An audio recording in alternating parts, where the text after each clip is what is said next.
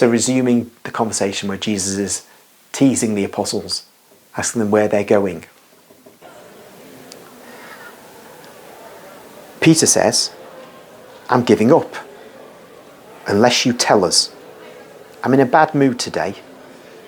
You did not see him, but when we were coming off the boat, there was Eli the Pharisee, and he was green with envy, more than ever, and the way he looked at us. Let him look. That's all we can do. But I can assure you, Master, that 2 figs won't be enough to make peace with him.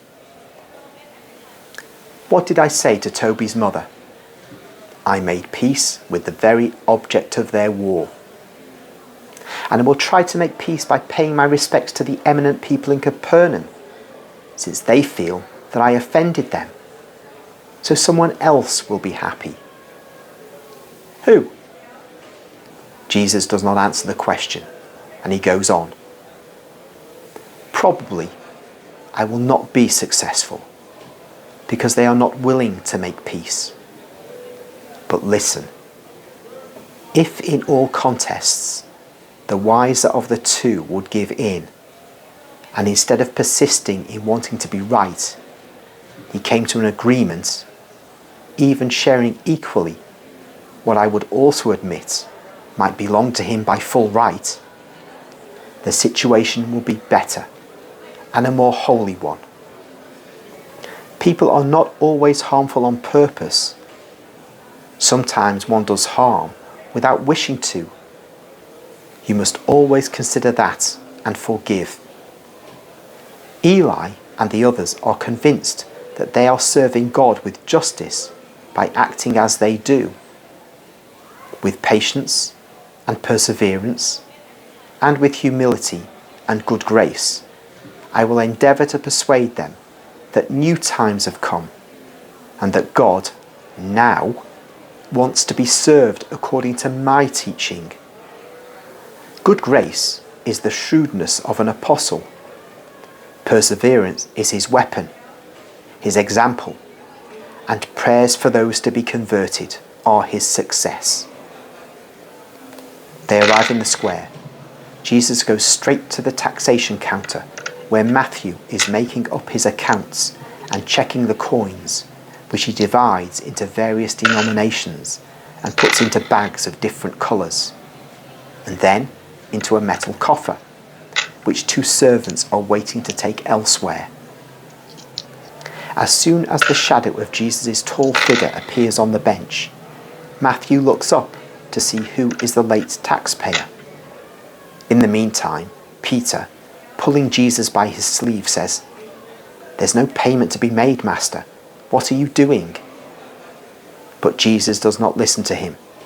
He stares at Matthew, who has risen to his feet immediately in a reverent attitude. A further piercing glance. But it is not the glance of a severe judge, as the last time. It is a glance of a call and love. It enraptures him and fills him with love. Matthew blushes. He does not know what to do or what to say. Just a pause there. You'll picked up when it says, Jesus gave a glance, but it's not the glance of a severe judge as the last time. I've not read where Jesus, prior to this chapter, does encounter Matthew. He goes near where Matthew is, and I can't remember, but there must have been a severe glance that he gave Matthew at one point, because this is not the very first encounter with Matthew that Jesus has. Resuming then, Jesus now speaks. Matthew, son of Alphaeus, your hour is striking. Come, follow me, orders Jesus majestically. I? Master, Lord, but do you know who I am? I'm saying that for your sake, not for mine. Come, follow me, Matthew, son of Alphaeus, he repeats more kindly. Oh, how can I have found grace before God? I, Matthew, son of Alphaeus, I have seen into your heart. Come, follow me. This third invitation is a caress. Oh, at once, my Lord. And Matthew, weeping, comes out from behind the counter without bothering to pick up the coin spread over it or to close the coffer. Nothing. Where are we going, my Lord? He asks when he's near Jesus. Where are you taking me? To your house. Will you give hospitality to the Son of Man? Oh, but what will those who hate you say? I listen to what is said in heaven, and they are saying there, glory be to God for a sinner who is being saved. And the Father says, mercy will rise forever in heaven and will hover over the earth. And since I love you with an eternal perfect love, I will have mercy also on you. Come. And with my coming, as well as your heart, may also your house be sanctified. I've already purified it because of a certain hope I had in my heart, but I could not reasonably believe it might come true. Oh, I, with your holy friends. And he looks at the disciples. Yes, with my friends. Come, I am joining you together. Be like brothers. The disciples are so amazed that they've not yet been able to utter one word.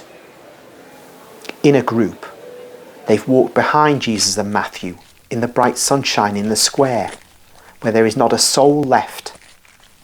And then, for a short distance along a street which is burning in the blazing sun, there is not a soul in the streets. There's nothing but sunshine and dust. They go into a house, a beautiful house with a large front door opening onto the road. There's a cool, shady hall beyond which I can see a large yard cultivated as a garden. Come in, my master, bring water and drinks. The servants immediately bring what was requested. Matthew goes out to give instructions, while Jesus and his disciples refresh themselves. He then comes back. Come now, master. The dining room is cooler. My friends are coming. Oh, I want a big celebration. It's my regeneration. It's my true circumcision. You have circumcised my heart with your love. Master, it will be the last feast. No more feasts now for Matthew the exciseman. No more worldly feasts.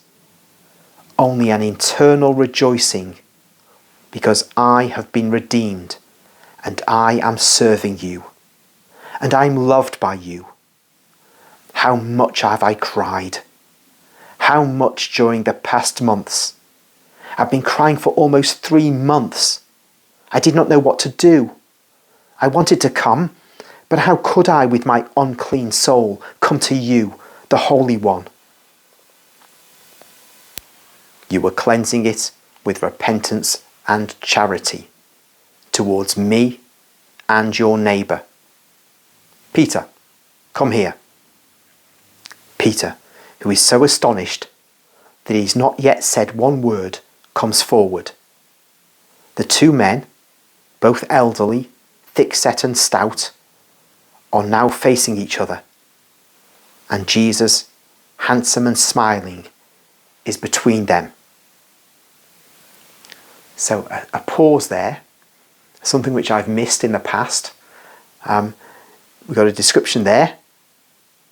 Peter and Matthew are about the same age, both elderly. I'd say though that from other descriptions of Maria Valtorta, when she says elderly of Peter, he may be around 50. So not really old in the way that St. Philip and St. Bartholomew are described in the visions. They are the oldest of the apostles. But clearly we now know Matthew is middle-aged and he's thick-set, so his features aren't delicate in the way that Peter's aren't delicate either. and he's stout. So he's got a paunch on him, got a bit of a belly. And you'd expect that, because Matthew's got a lovely house, he's rich, he's had feasts, he's bound to have piled on the pounds. Peter seems to be stout, not because of any wealth he had, he was poor, but because of his age. And no doubt he was a hearty eater because of the work he would have to do fishing